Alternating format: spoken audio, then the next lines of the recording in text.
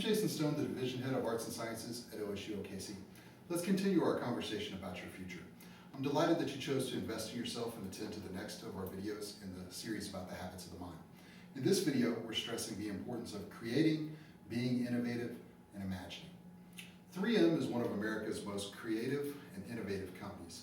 3M invented many products that you use every day. Products like Post-it notes, smartphone screens, screen protectors, and duct tape. All organizations want to be creative.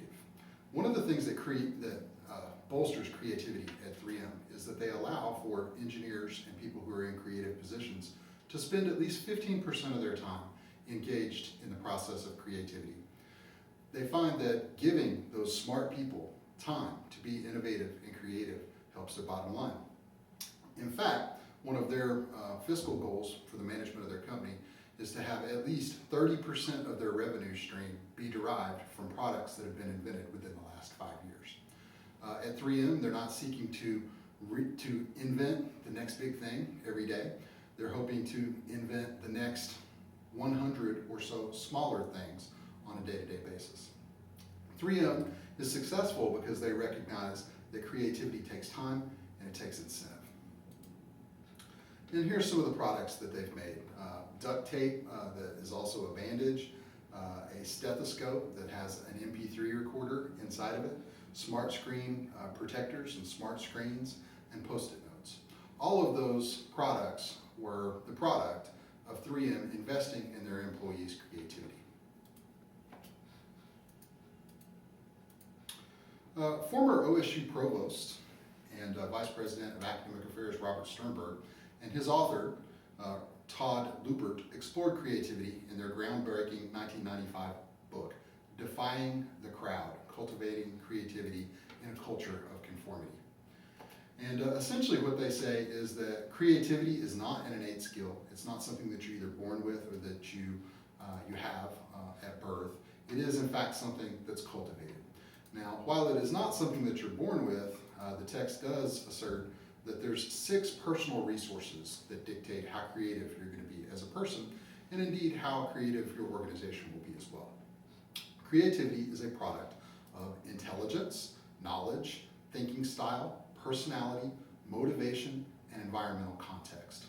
So, people who make statements like, I'm just not creative, or I've never had any luck being creative, are wrong. Everyone is creative. You have an innate ability to be creative.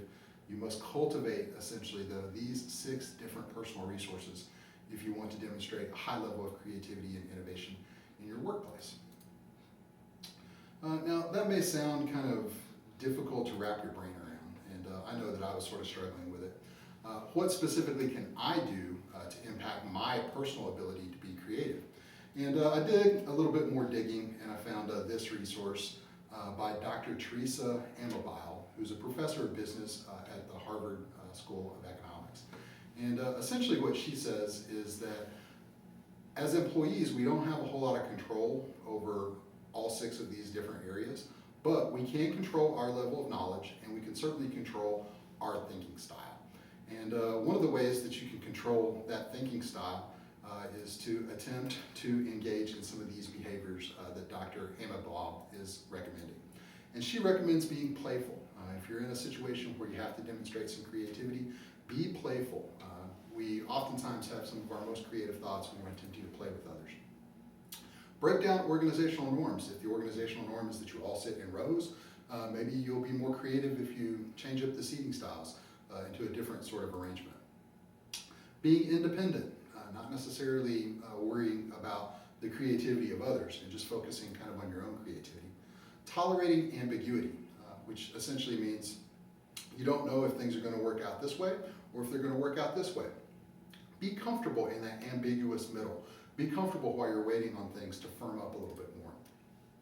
Question assumptions.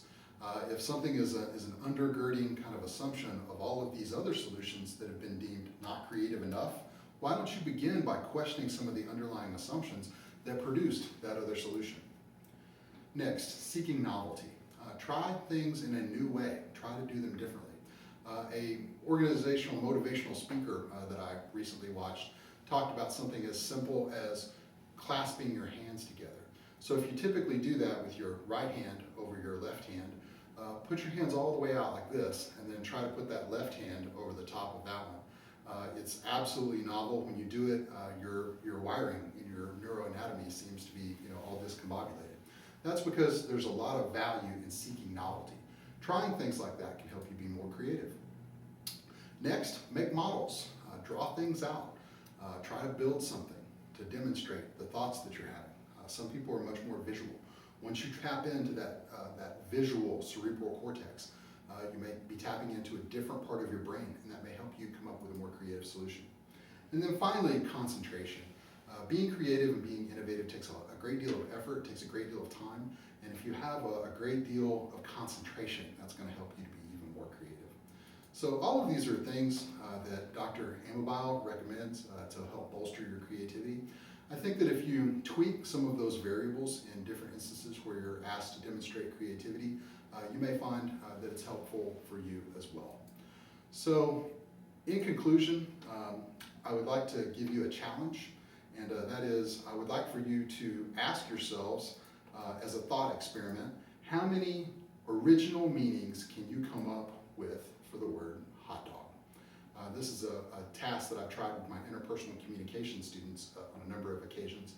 And the most unique individual meanings that any of those groups of students were ever able to come up with was 21 original meanings to hot dog. So that might be something that you and your family or your friends can think about and devote some creative intellectual labor to over the course of the next few days. Please join me and attend to the other videos in this series. Invest in yourself and invest in your future. Attend to your thinking habits. Your mental habits will determine how far you go.